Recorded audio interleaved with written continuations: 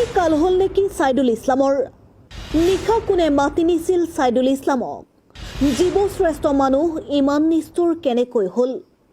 হয়, হোজাই জিলাৰ বৰহাৱৰত সংঘটিত হৈছে এক চাঞ্চল্যকৰ ঘটনা।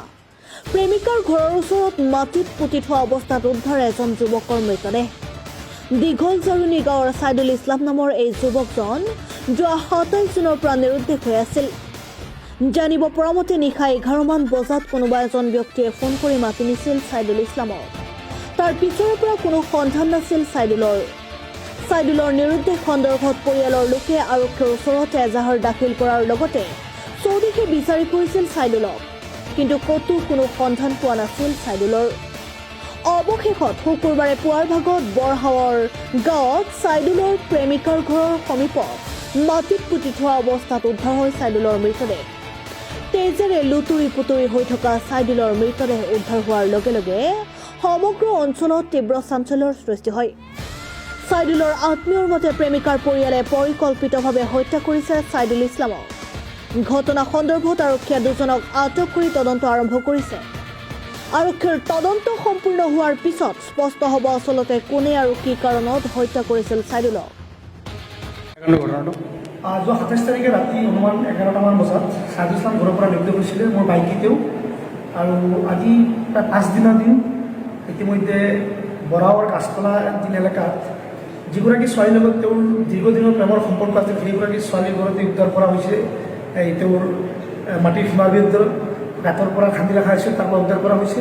গতিকে সম্পূৰ্ণ সন্দেহ হৈছে যে ছোৱালীগৰাকীৰ পৰিয়ালে বা ছোৱালীগৰাকীয়ে ষড়যন্ত্ৰমূলকভাৱে ছাইদুলক হত্যা কৰিছে। গতিকে আমি ইতিমধ্যে আৰক্ষীক যথেষ্ট কষ্ট কৰিছে আৰু জিলা প্ৰশাসনক আৰু গতিকে মই ধন্যবাদ জ্ঞাপন কৰিছোঁ। আৰু আমি আশা ৰাখিছোঁ আৰক্ষীৰ অধীক্ষক মহোদয়ে অতি সোনকালে তদন্তক্ৰমে যিসকল কালপিত আছে সকলোকে ক্ৰায়ত্ব কৰি দৃষ্টান্তমূলক শাস্তি দিব লাগে, যাতে পৰৱৰ্তী সময়ত এনেকুৱা ধৰণৰ যুৱকসকলৰ যাতে মৃত্যু নহয় বুলি মই আশা ৰাখিছোঁ। News desk report, Assam time.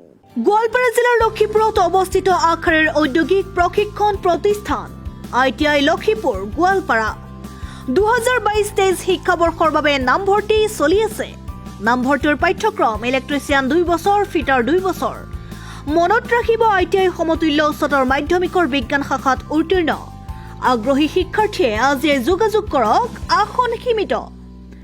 যোগাযোগ নম্বৰ 7988289457 নাইবা 9957112979।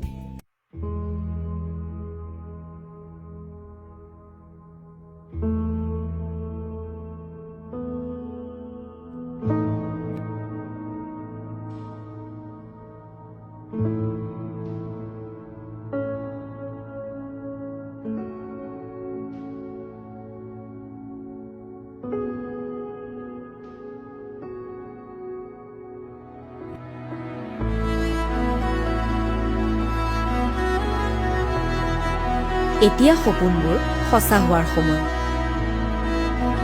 ভাৰতবৰ্ষত প্ৰায় ৩ কোটি দম্পতি সন্তানহীনতাৰ সমস্যাত ভুগি আছে। সন্তানহীনতাৰ উত্তৰ আছে। সাৰথী IVF চেণ্টাৰ, সাৰথী হস্পিটেল, নলবাৰী।